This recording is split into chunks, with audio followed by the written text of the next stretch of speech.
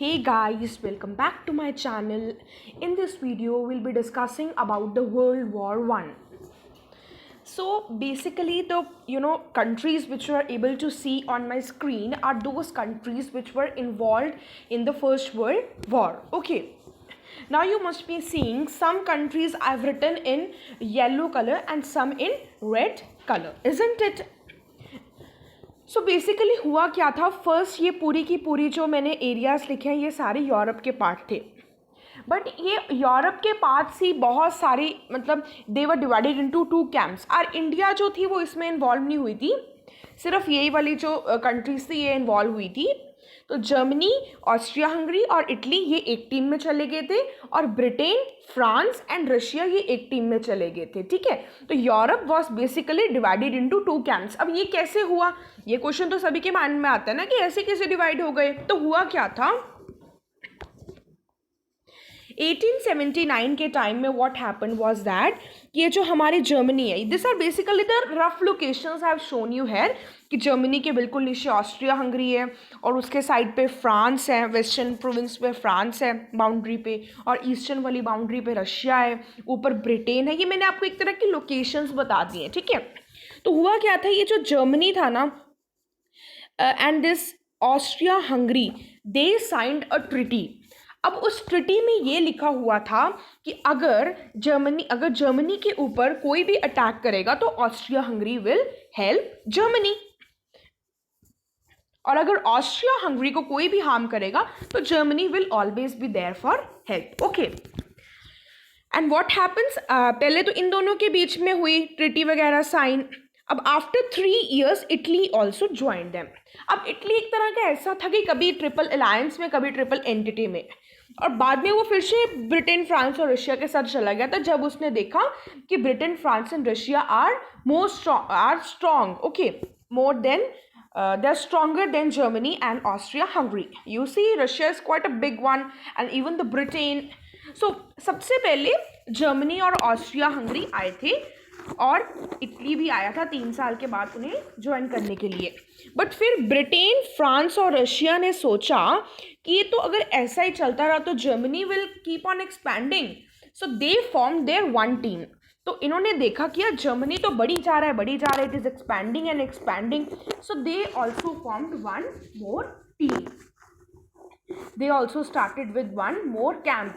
And अभी वो Britain, France और रशिया ने अपने पहले उसने देखा कि जर्मनी बढ़ रहा है, जर्मनी एक्सपैंड हो रहा है, हम ये नहीं चाहते हैं. तो Britain, France, Russia, they were a very big powers, so they make their different camp. They started with a different camp known as triple entity.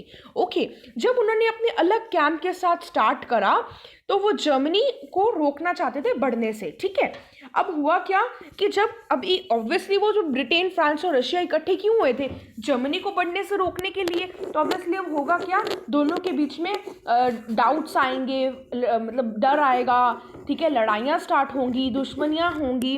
तो अब देखो, आपको ये बात तो समझ में आ गई कि हमारा जो यूरोप था वो इन 3 ऐसे, एक ये टीम और एक ये टीम के बीच में डिवाइडेड था. Okay, Germany, Austria, Hungary, and Italy were in one team. Britain, France, and Russia were in the other team.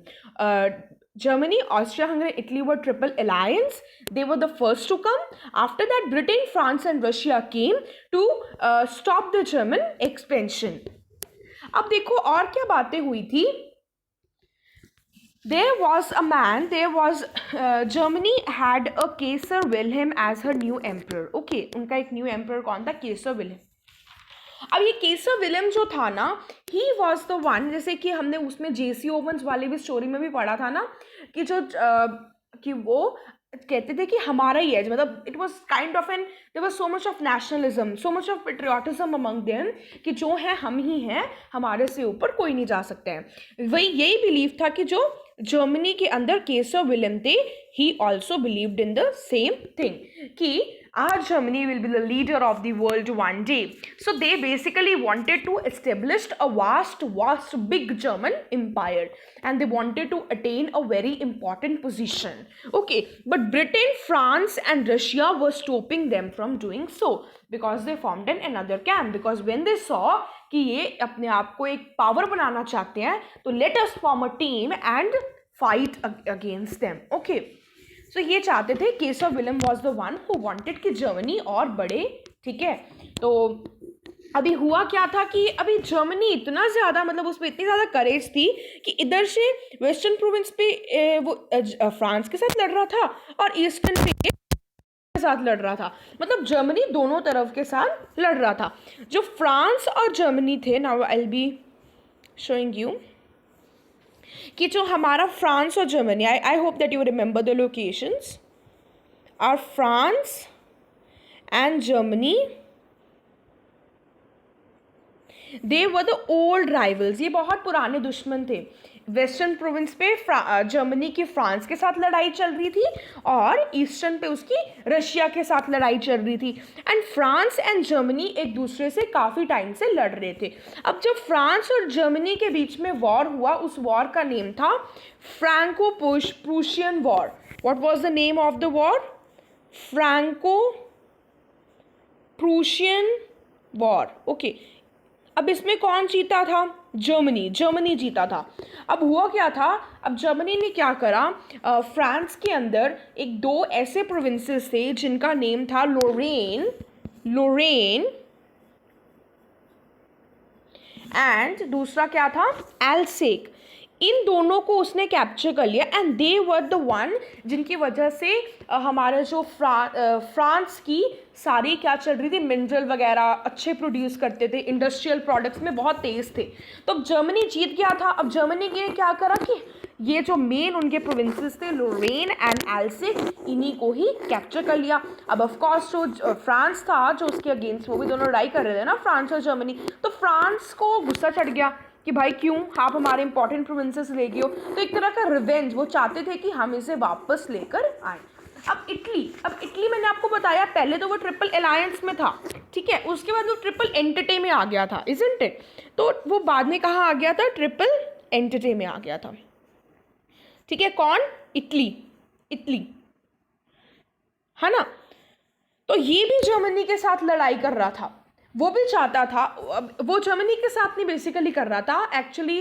पहले तो वो देखो ट्रिपल अलायंस का पार्ट था, मतलब जर्मनी और ऑस्ट्रिया हंगरी. तो उसके ऐसे कुछ पार्ट्स थे जैसे कि टेरेंटिनो एंड पोर्ट ऑफ ट्रिस्टी, जहाँ पे इटालियंस रहते थे, but those areas were the part of Austria Hungary. अब ऑस्ट्रिया हंगरी तो वो अगेंस्ट हो गया था, तो Italy was a kind of shifting one, कभी उधर कभी इधर, कभी उधर कभी इधर. अब ऑब्वियसली जब वो उस कैंप का पार्ट था, ट्रिपल अलायंस वाले पार्ट का कैंप के पार्ट था, तो उसके जो दो एरियाज थे वो ऑस्ट्रिया हंगरी के अंदर थे और तब उससे कोई प्रॉब्लम नहीं थी बिकॉज वो उसी टीम का मेंबर था.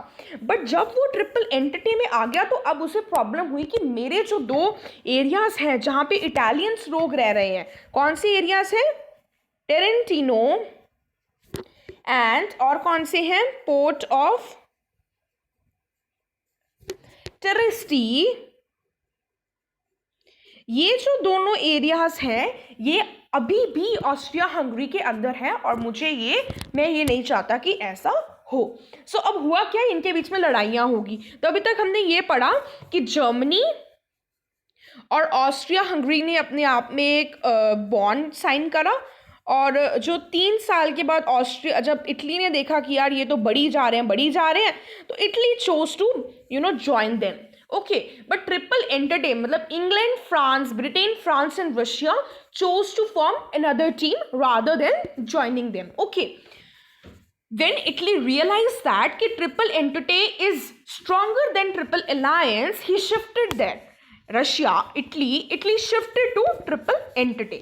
अब वो जब triple entity में आ गया तो अभी देखो Germany, Austria Hungary were on the one side, England, France and Russia were on the another side, that is triple entity. Okay, अब जो जर्मनी था उसकी लड़ाई चल रही थी फ्रांस एंड रशिया के साथ. ठीक है, मैंने अभी तक आपको सिर्फ फ्रांस वाला पोर्शन बताया है. तो जो उसने फ्रांस को हरा दिया था in which war? Franco Prussian war. Okay, and then उसे हराकर उसने उसके जो मेन 2 प्रोविंसेस थे, that is Alsace and Lorraine, इन्हें कैप्चर कर लिया था. ठीक है, they were the most important one because ये इंडस्ट्रियल में काम आ रहे थे. और Austria Hungary, because Italy was first part of triple alliance, तो उसके कुछ कुछ प्रोविंसेस ऐसे थे जो कि ऑस्ट्रिया हंगरी के अंदर थे और वहाँ पे इटालियंस लोग रह रहे थे, और अब वो चाहता था कि मेरे को वापस मिल जाएं। और वो कौन से थे? Trentino, and the other one was port of Trieste. ठीक है, सो बेसिकली अब मैंने आपको बताया जर्मनी, ऑस्ट्रिया, हंगरी एक टीम में रह गए थे, और ब्रिटेन, फ्रांस, रशिया और इटली ट्रिपल एंटिटी वाली साइड हो गए थे। तो जर्मनी की फ्रांस के साथ भी लड़ाई थी, रशिया के साथ भी लड़ाई थी। अब ऑस्ट्रिया हंगरी किससे, इटली को किससे प्रॉब्लम हो रही थी? ऑस्ट्रिया हंगरी से हो रही थी। तो मतलब Germany, Austria Hungary were on one side, England, France, Russia and Italy were on one side. England की अभी हम बात कर ही नहीं है, वो हम करेंगे। सो फ्रांस का हमें समझ में आया, फ्रांस का नहीं, रशिया का समझ में आया कि उसके लॉरेन और जैसे एरियाज को उसने कैप्चर कर लिया था। Okay, and Alsace also. And Italians की क्या प्रॉब्लम थी? उनके कुछ ऐसे एरियाज थे जहां पर इटालियंस रहते थे, but they were still the part of Austria Hungary. तो ये इटालियंस की प्रॉब्लम थी। तो इनकी वजह से दे वर द सम पॉइंट्स जिनकी वजह से उनके बीच में लड़ाइयाँ और बढ़ी और बढ़ती ही गई। तो मैंने आपको सबसे पहला पॉइंट क्या बताया कि वॉर क्यों हुआ?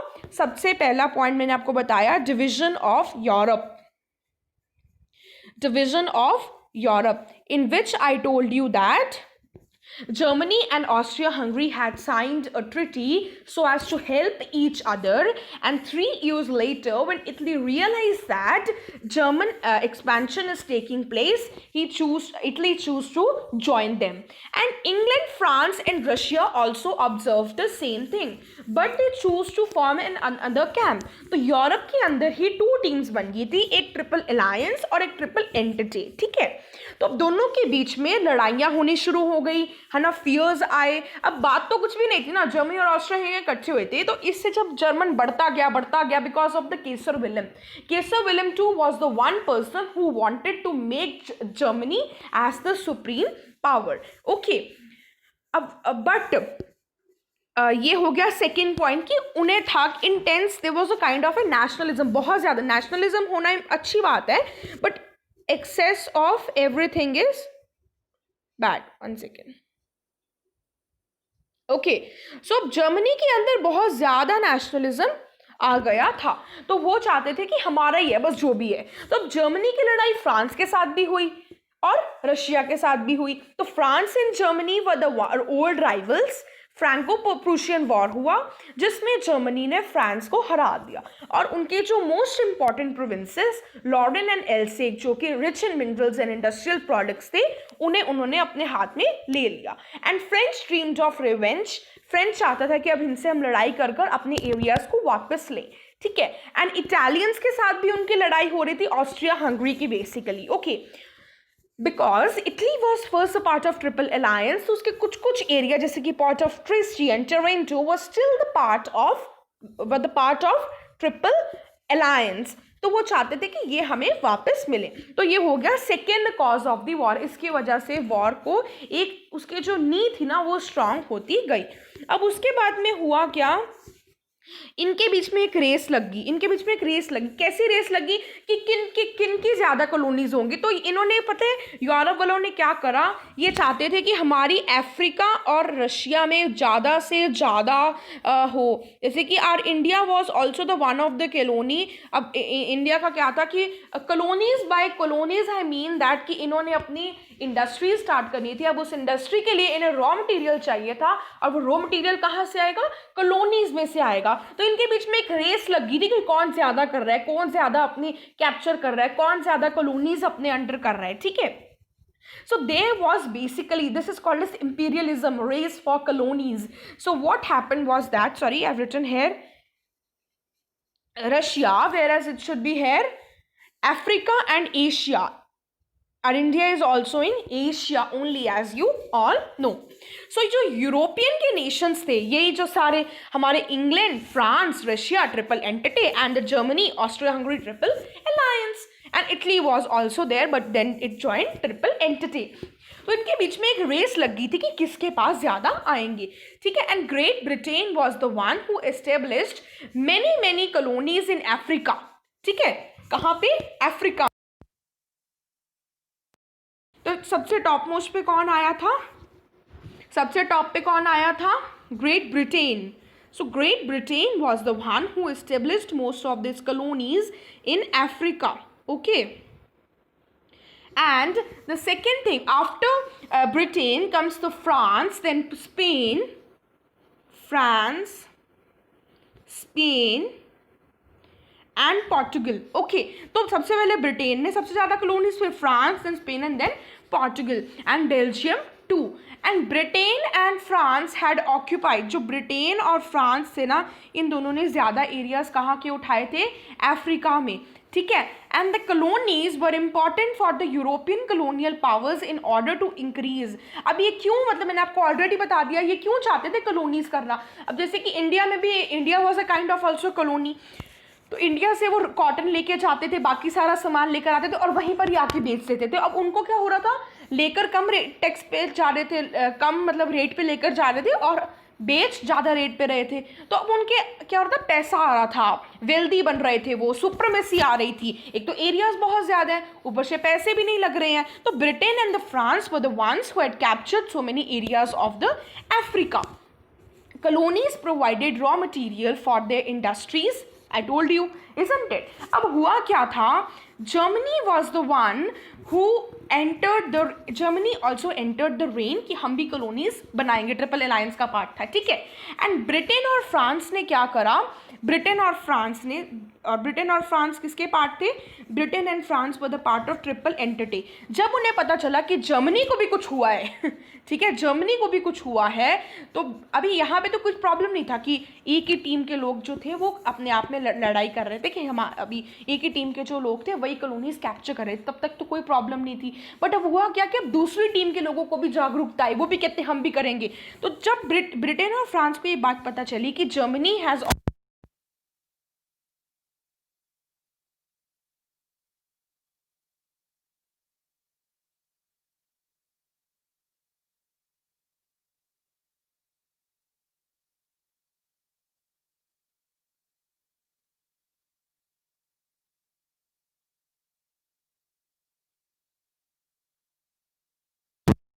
अब उन्हें पता चला था कि उन्हें पता था कि जो जर्मनी है ना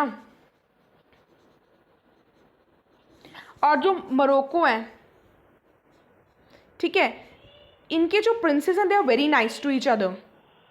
ओके, जर्मनी एंड मोरक्को. तो अब उन्होंने डिसाइड करा, ब्रिटेन और फ्रांस ने आपस में, जब उन्हें पता चला कि जर्मनी आ रही है, तो उन्होंने बोला हम इनसे लड़ाई करने के लिए हमारे पास एक और तरीका है.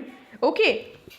So what happened was that कि जो ये हमारे इंग्लैंड और फ्रांस ने सोच लिया आपस में. इंग्लैंड ने बोला okay, England was the one जिन्होंने बोला कि हम इजिप्ट को कैप्चर करेंगे, और ब्रिटेन ने बोला, सॉरी नॉट ब्रिटेन, फ्रांस ने बोला कि हम मोरक्को को कैप्चर करेंगे. ठीक है.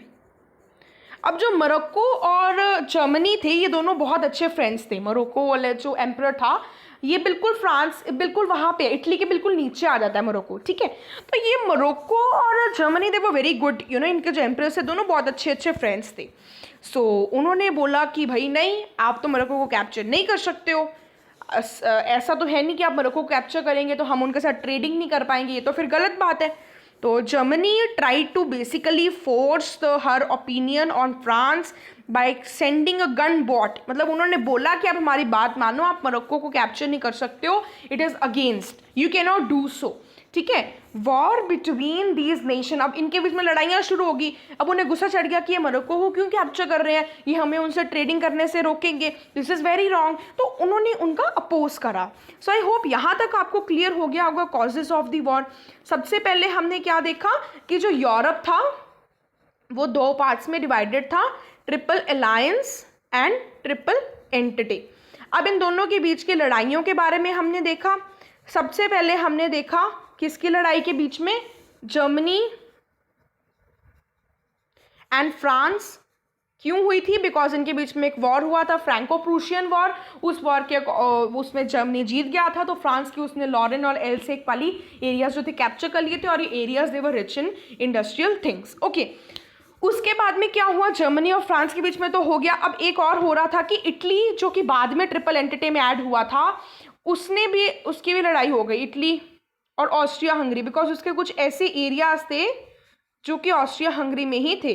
तो ये हो गया सेकंड पॉइंट, बिकॉज उनमें नेशनलिज्म आ गया था, जिसकी वजह से एंटिटी इसलिए बनी थी बिकॉज जर्मनी के एम्परर केसर विलियम वांटेड कि जर्मनी सब कुछ हो जाए, तो इसके अगेंस्ट जाने के लिए ट्रिपल एंटिटी बना था। उसके बाद में कॉलोनीज के बीच में रेस लगी। सबसे पहले जो एंटिटी वालों ने देखा कि इंग्लैंड और फ्रांस ने क्या करा, इंग्लैंड और फ्रांस ने अपनी ज़्यादा से ज़्यादा कॉलोनीज कहाँ बनाई? अफ्रीका में। तो जब उन्हें पता चला कि जर्मनी भी चाहता है कि वो भी कॉलोनीज बनाए, तो उन्होंने डिसाइड कर लिया कि now that signed a treaty कि जो इंग्लैंड है वो किसे कैप्चर करेगा? इजिप्ट को, और जो फ्रांस है मोरक्को, क्योंकि उन्हें पता था कि जो मोरक्को है वो जर्मनी का फ्रेंड है, मोरक्को का जो एम्परर है वो जर्मनी के एम्परर का फ्रेंड है, केसर विलियम का फ्रेंड है, तो वो उसके साथ ट्रेडिंग करना ऑब्वियसली चाहेगा। जब ऐसे जर्मनी को पता चला कि वो उसे कैप्चर कर रहे हैं, तो जर्मनी ऑल्सो डिसाइडेड कि नहीं, हम ऐसा नहीं होने देंगे, और इसकी वजह उन्होंने उसे गन बॉट भेजी, पैंथर का नेम था उनका, चीज़ का गन बॉट का नेम था, कि हम ऐसा नहीं होने देंगे, please, this is against everything, you know, every country has equal opportunity for so you cannot capture one part of Europe and do everything, and this is not allowed. So इनके ये तीन अभी मैंने आपको causes पढ़ाए, imperialism, division of Europe and intense nationalism, जिनकी वजह से war की जो नींव थी वो strong हो गई थी. In the next video we shall be discussing about Sarajevo crisis and Treaty of Versailles. I hope that you have liked the video. Please to hit the like button and also subscribe to my channel. Thank you. Bye-bye. Have a nice day.